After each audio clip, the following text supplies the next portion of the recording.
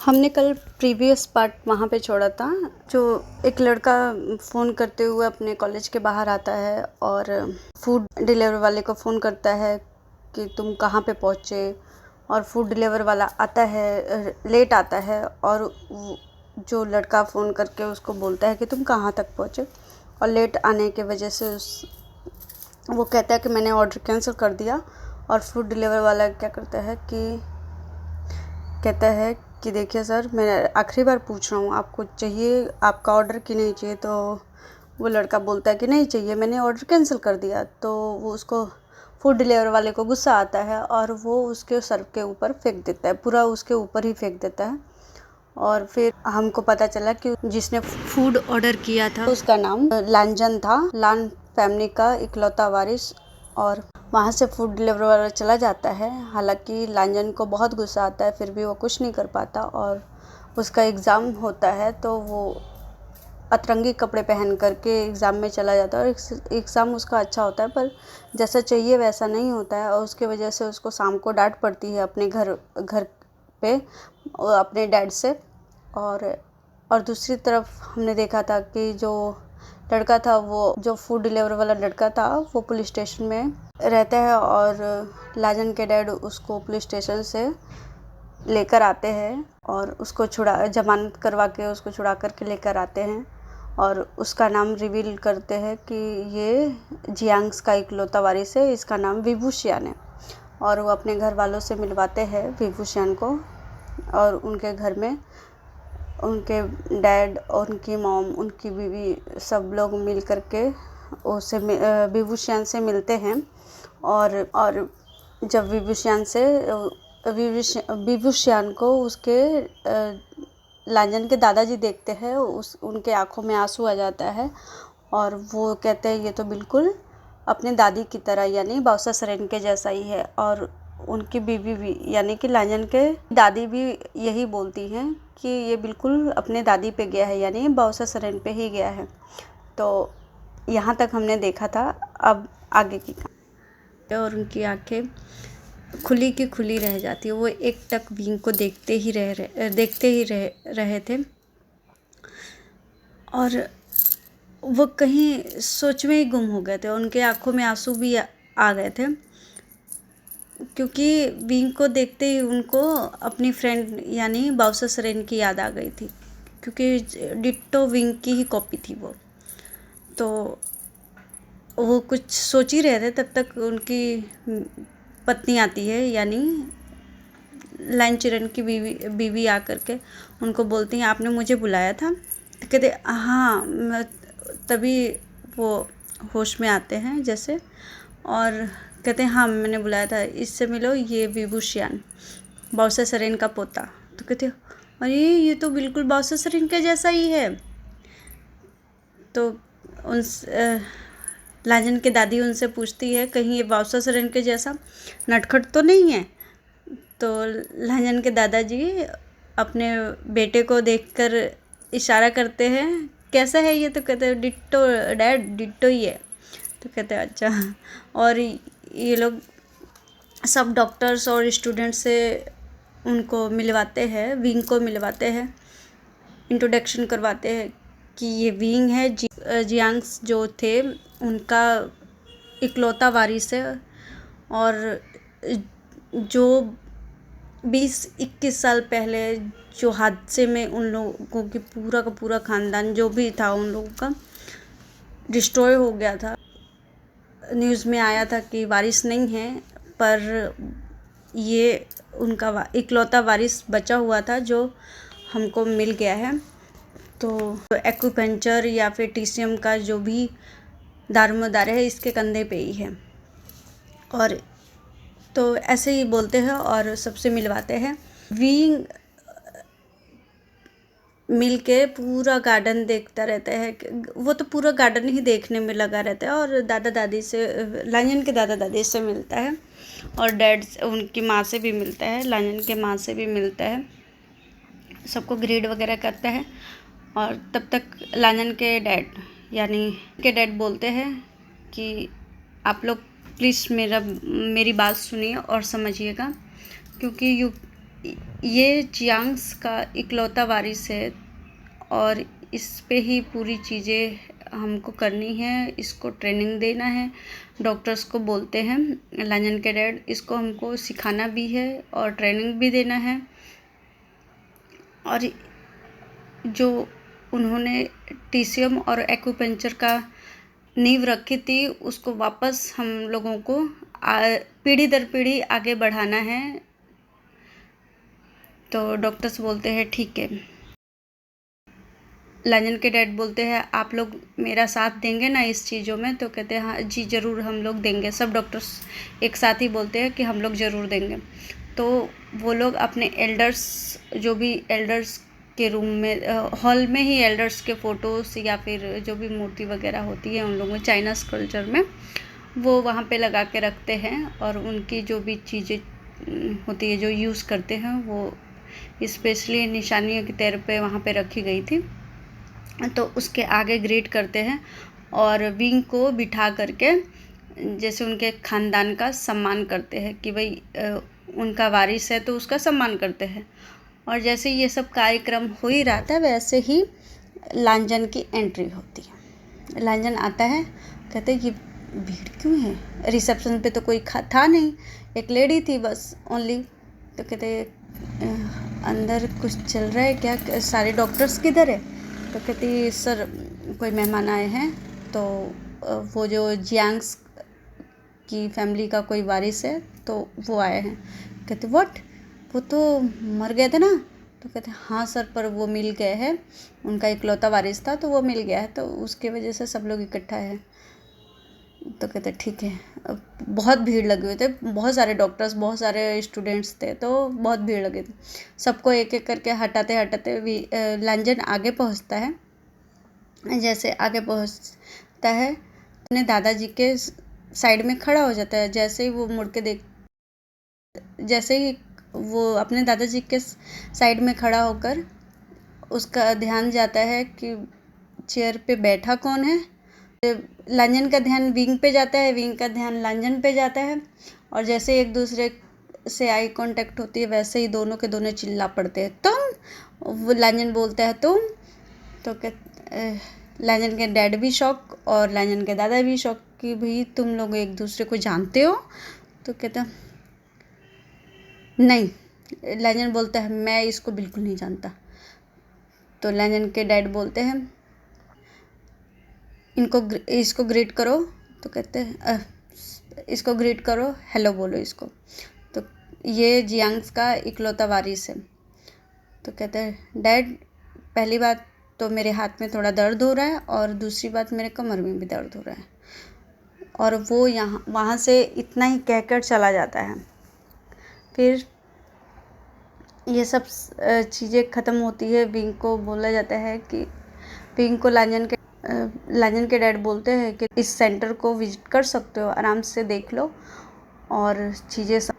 वो किसी को बुलाते हैं, वैनिंग को बुलाते हैं। वैनिंग को बोलते हैं वैनिंग, तो बोलता है यस डॉक्टर। तो कहते हैं कि ये विंग के साथ जाओ और इसको पूरा जितना भी सेंटर एरिया है सब घुमा दो अच्छे से और इसको सब चीज़ों के बारे में समझा दो क्योंकि ये यहीं से क्लासेस करने वाला है। तो कहते हैं ठीक है।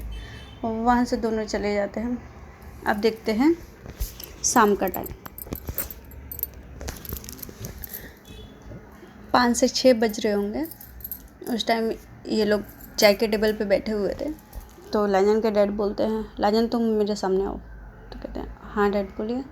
कहते कुछ ज़्यादा बदतमीजी है तुम्हारी नहीं बढ़ गई? तुमको मैंने बोला था कि वो जियांग्स का इकलौता वारिस है तो उसको ग्रीट करो और हेलो बोलो, तो तुम क्या बोले कि तुम्हारे हाथ में दर्द है और तुम्हारे कमर में दर्द है? तो कहते हैं हाँ डैड मेरे हाथ और कमर में दोनों में दर्द था। तो कहते हैं क्या हुआ, किसी को पिट के आए हो कि किसी से पिट के आए हो? तो कहते हैं डैड कुछ नहीं, हो फुटबॉल खेल रहा था तो लग गया। कहते पढ़ाई पे तो ध्यान नहीं है, बस फुटबॉल खेलो और मैं तो हूँ ही तुमको पास करने के लिए।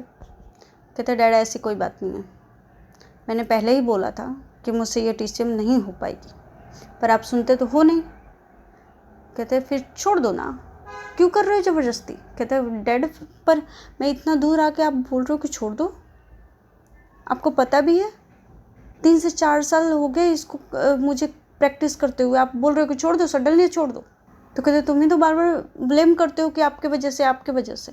लाजन के डैड बोलते हैं तुम ही तो बार बार ब्लेम करते हो कि मुझे, कि आपके वजह से मेरा ये हो रहा है, वो हो। लाजन बोलता है डैड मैंने पहले ही बोला था कि मुझसे नहीं टीचिंग होगी, क्योंकि पता नहीं क्यों मेरे से नहीं हो पाती है। फिर भी मैंने सीखा, आपके लिए सीखा, बाकी सबके लिए भी सीखा, पर बात बात पे आप मुझे सुनाते रहते हैं। मैं कर रहा हूँ ना कोशिश, अपने हिसाब से मैं कर रहा हूँ कोशिश। तो लाजन के दादाजी बोलते हैं कि चिंगांजन चुप हो जाओ। तो कहते हैं डैड आप इसको कुछ बोलते ही नहीं है, जब देखो मुझे ही चुप करवा लेते हैं। तो कहते हाँ ठीक है, पर एक बात, तुम थोड़ा देर के लिए चुप हो जाओ, शांत हो जाओ, मैं बताता हूँ तुमको। और लाजन तुम क्या बदतमीजी कर रही हो?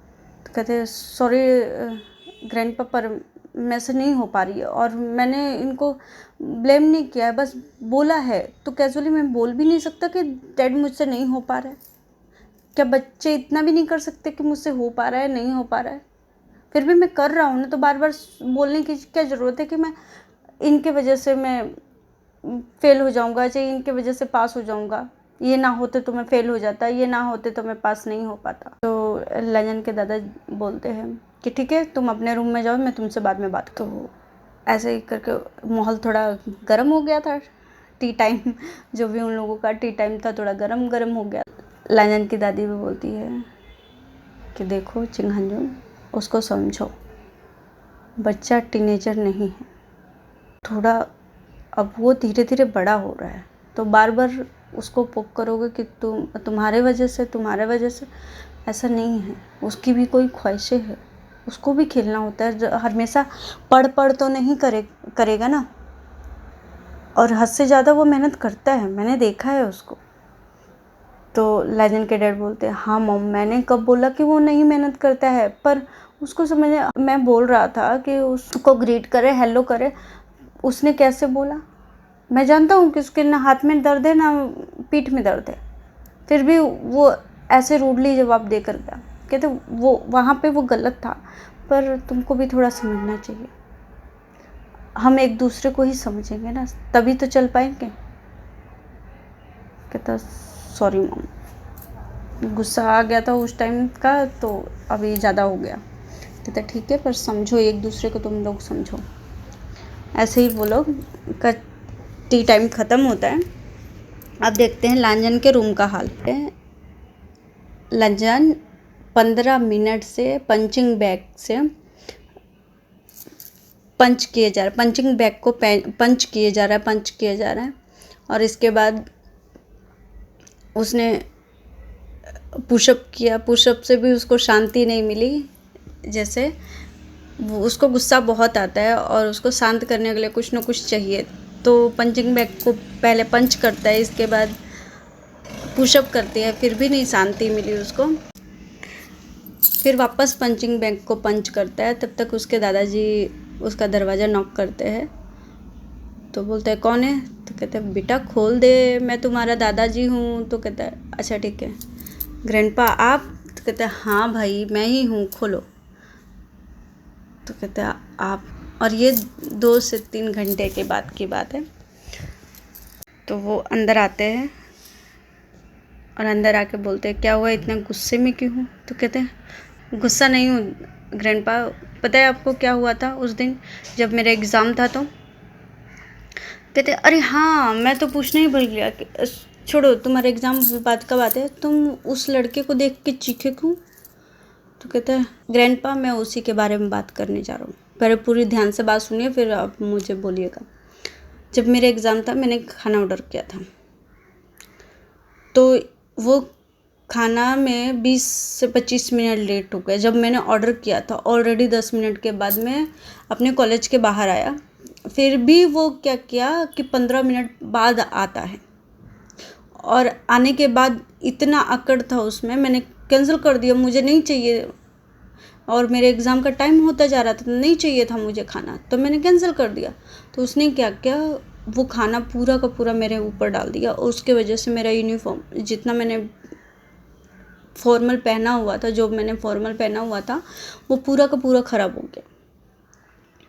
और इस बंदे ने मुझसे सॉरी तक नहीं बोला। अब मेरे सामने किसी और पर्सन को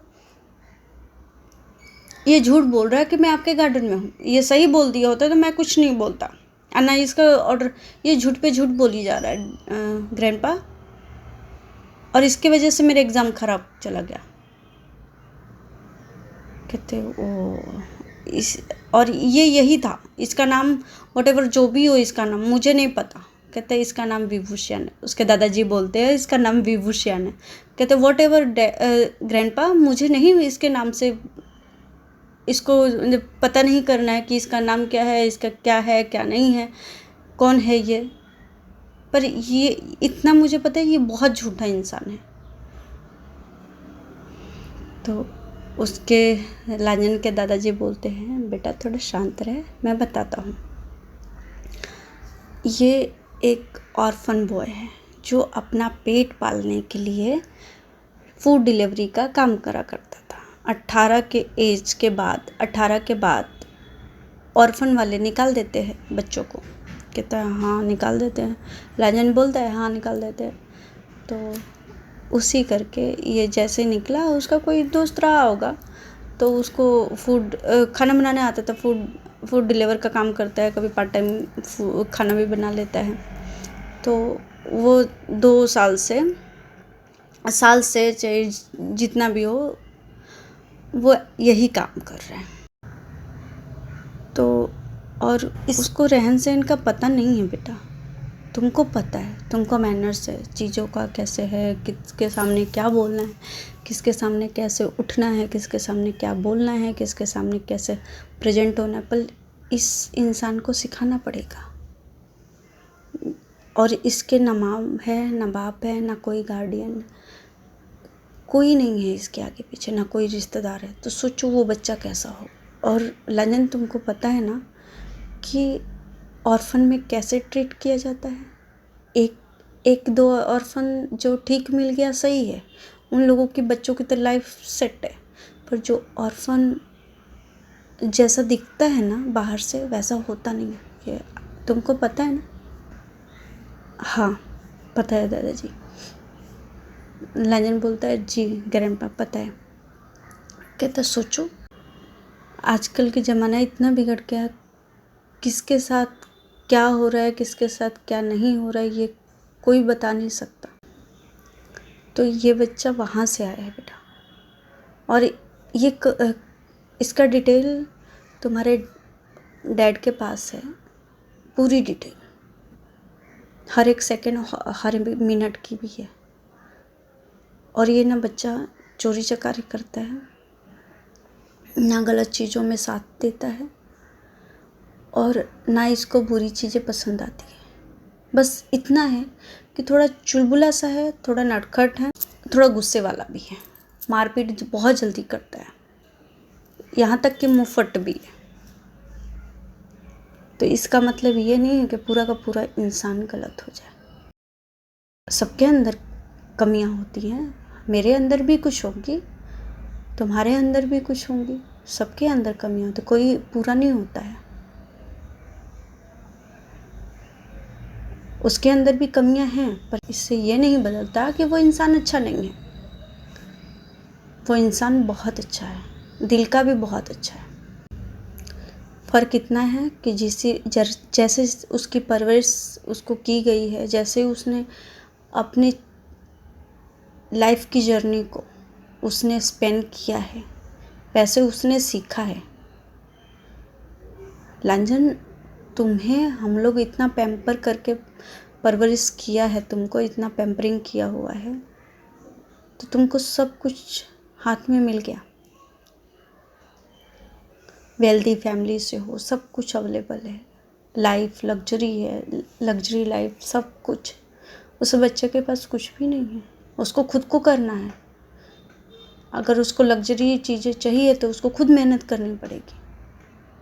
और मैं इसलिए बोल रहा हूँ क्योंकि वो जिस फैमिली से आता है, उस फैमिली ने ये जो TCM और एक्यूपंक्चर, टीसी में एक्यूपंक्चर का नींव है ना, उसी ने रखा था। समझ में आ रही है बात? इसी करके मैं बोल रहा हूँ। उसकी दादी बाउसा से, उसके दादा का नाम वी चांसे, उसके दादी का नाम बाउसा सरेन, उसकी माँ का नाम जियांग यू, उसके डैड का नाम जियांग फैमियान।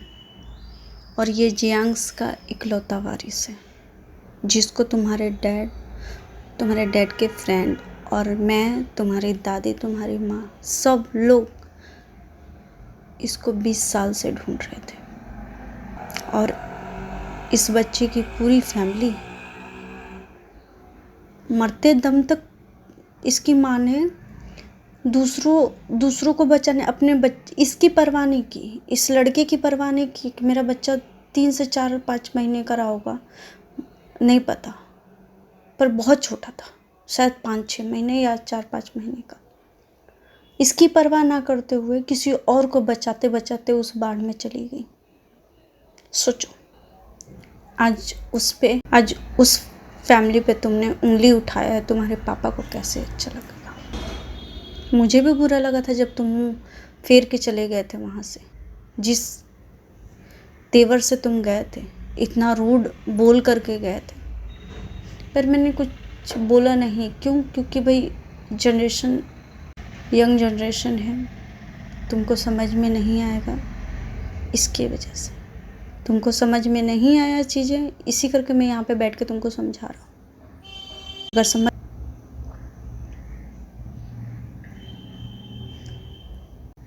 तुम्हारे डैड का वो ऐसा दोस्त था, पता ही, वो मेरे घर में रहता था, तुम्हारे डैड उसके घर में पता ही नहीं चलता था कि कौन किसका बेटा है।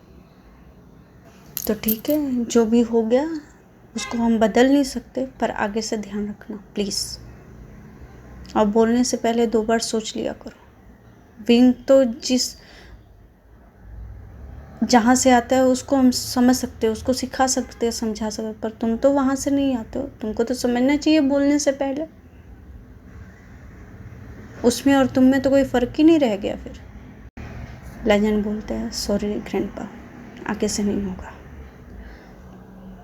लेजेंड के दादाजी बोलते हैं कि ठीक है, उम्मीद तो मुझे यही है कि आगे से ना करो तुम कुछ ऐसी हरकतें कि किसी के दिल को ठेस पहुँचे और कोई तुम्हारे वजह से हर्ट हो जाए, क्योंकि हमारे संस्कार नहीं है ऐसे। कहते सॉरी दादाजी, सॉरी ग्रैंडपा, सॉरी। और वो कान पकड़ के उठक बैठक करने लगता है, तो उसके ग्रैंडपा उसको हग करके अपने पास बिठाते हैं और उसको बोलते हैं ठीक है, आगे से ध्यान रहे, तुमको उससे बात नहीं करनी है मत करो, कोई प्रेशराइज नहीं है, पर हाँ जो भी बोलो अच्छा बोलो, समझो हम क्या बोल रहे हैं। ऐसे मुंह उठा के किसी को नहीं बोल देंगे, तुम इसके सामने झुको या फिर तुम इसको हग करो या फिर तुम इससे ग्रीट करो या फिर हेलो हाय करो। कहते सॉरी ना, अभी हो गया ना ग्रैंडपा। तो कहते ठीक है, और जाके डैड से भी सॉरी बोलो। कहते ओके ग्रैंडपा। यहाँ से सीन शिफ्ट करके विंग के तरफ देखते हैं, यानी सेंटर की तरफ का देखते हैं। सेंटर में विंग घूम के जो भी है उसको पूछ के, जो उसको नहीं समझ में आ रहा था वो पूछ के वेनिंग से पूछता है, सब अच्छे से एक्सप्लोर करने के बाद वो कहता है अरे यार मैं तो थक गया, अंगड़ाई लेते हुए कहता है मैं तो थक गया और शाम भी हो गई है, मुझे घर जाना चाहिए। तो वेनिंग को बोलता है वेनिंग तुम्हारा यही नाम है ना? तो कहता हाँ, और आज से हम दोस्त। तो कहता ठीक है, मैं आपको क्या बुलाऊंगा? वेनिंग बोलता है विंग को कि मैं आपको क्या बुलाऊंगा? तो कहते क्या बोलूँ मैं? विंग बोलता है क्या बोलूँ मैं? तो वेनिंग बोलता है मैं आपको ब्रदर बुला सकता हूँ? तो कहता ठीक है ओके। तो कहता है ठीक है, तो एक काम करो ना, आज से हमारी फ्रेंडशिप, और अभी बहुत टाइम हो गया तो मुझे घर पे जाना है, और कोई पूछे यानी कि वो जो सर थे ना, वो डॉक्टर सर, वो अगर पूछे, अंकल पूछे तो बोल देना कि मैं घर पे चला गया। ओके? तो कहता ठीक है। अभी घर पे निकल जाता है अपने। और इधर अब लान फैमिली का देखते हैं सीन।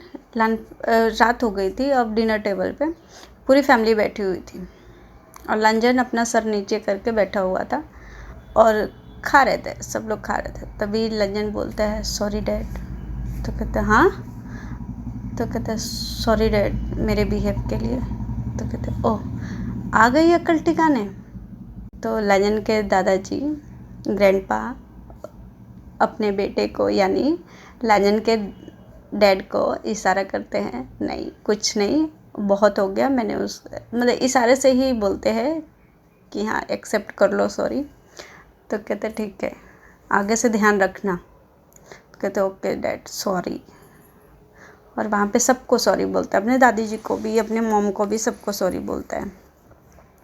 और ऐसे ही उनका डिनर कंप्लीट हो जाता है। अब देखते हैं मॉर्निंग का टाइम। मॉर्निंग का टाइम लंजन चला जाता है अपना कॉलेज में और सब अपने अपने लंजन के ग्रैंडपा जो होते हैं वो अपने सेंटर पे चले जाते हैं उनकी दादी के साथ। और उनकी मम्मी, पहले तो मैं यहाँ पे बता दूँ किसी को कन्फ्यूज़न ना हो कि देखो लंजन के पापा डैड जो है वो हार्ट सर्जन है, तो वो टॉप में है ना। तो कहते हैं ना कि सीईओ को छोटी छोटी चीज़ें थोड़ी ना करनी पड़ती हैं, है ना। कंपनी के सीईओ जो है उसको छोटी छोटी चीज़, हाँ मेजर कोई चीज़ हो, कोई डील हो, तब वो क्रैक नहीं कर पा रहे हैं, जो उनके मैनेजर या फिर सेक्रेटरी रखी हुई हो वो ना क्रैक कर पा रही हो, तब उनको बुलाया जाता है कि भाई आप संभालो। तो वैसे ही है लंजन के डैड कि वो तो हार्ट सर्जन टॉप के हैं, तो उनको ऐसे बस 2 से 3 घंटे के लिए हॉस्पिटल जाते हैं और इसके बाद वो सेंटर में ही पूरा टाइम रहते हैं। अगर उनको इमरजेंसी में बुलाया जाता है तभी वो में जाते हैं, वरना उनके जो मैनेजर या फिर जो भी वहाँ पे स्टाफ वगैरह रखे हुए हैं, डॉक्टर्स बहुत बड़े बड़े रखे हुए हैं, वो हैंडल कर लेते हैं। और लंजन के दादाजी का भी वही हाल है, जो वो आयुर्वेदिक और टीचिंग के डॉक्टर हैं और वो भी जब बहुत मेजर होता है तभी चीज़ों को हैंडल करते हैं, वरना इनका भी खुद का ही सेंटर है तो वो चलाते रहते हैं।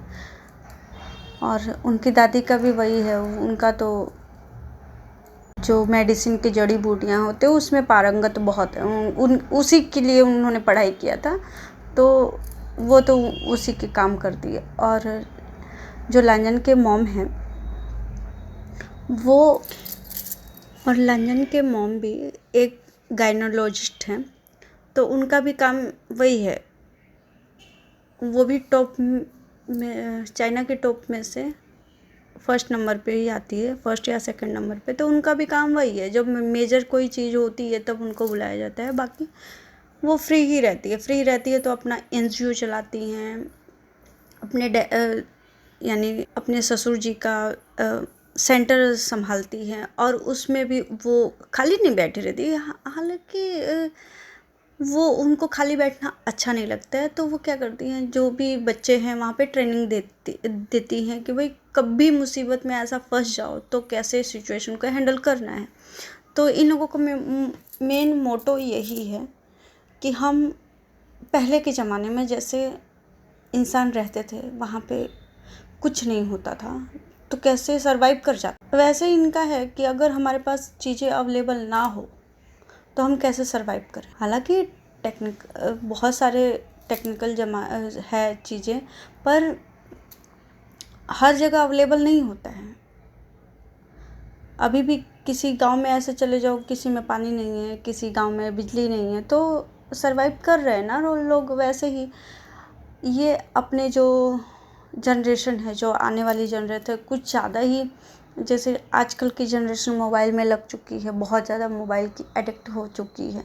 वैसे ही कि हर चीज़ मशीन से ही करना है, कुछ हाथ से नहीं करना है। तो ऐसे ही इन लोगों का मेन मोटो यही है कि आजकल के जनरेशन को हम इन लोगों को कैसे सिचुएशन को हैंडल करना सिखाते हैं। तो डॉक्टरी से बेहतर तरीका तो कोई हो नहीं सकता। तो ये लोग पूरी फैमिली, जितने भी फैमिली है ना, पूरी लगी हुई है।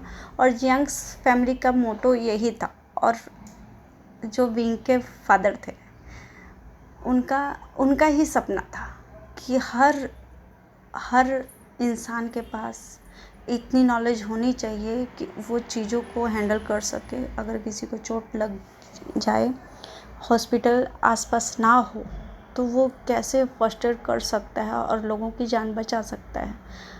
और वही सपना जब वो लोग बाढ़ में चले गए थे, इन लोगों ने बहुत ढूंढा, नहीं मिले, तब लाजन के डैड ने, विंग के डैड का सपना वही था। इनसे शेयर किया होगा कभी भी लाइफ में, जब ये लोग स्कूल कॉलेज में रहा करते या फिर जब ये लोग कांटेक्ट में थे, तब कनेक्शन, जब इन लोगों में बातें हुआ करती थी, तब इन्होंने शेयर किया होगा। वो बातें इनको अभी तक याद थी। वही चीज़ें जो उनका मोटो था, ये अब उसको लेकर के आगे चलना चाहते थे। तो रीज़न ये है। अब किसी को डाउट मेरे ख्याल से नहीं होना चाहिए।